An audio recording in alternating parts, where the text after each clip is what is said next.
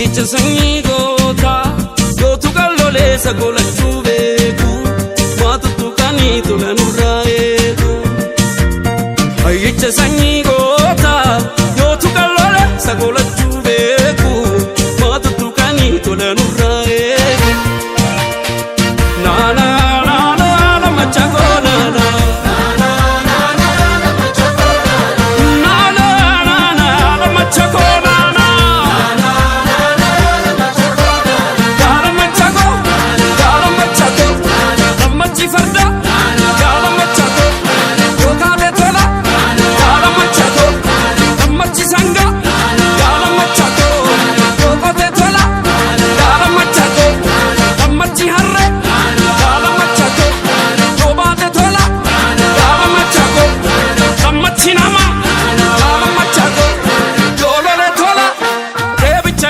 Sirba kara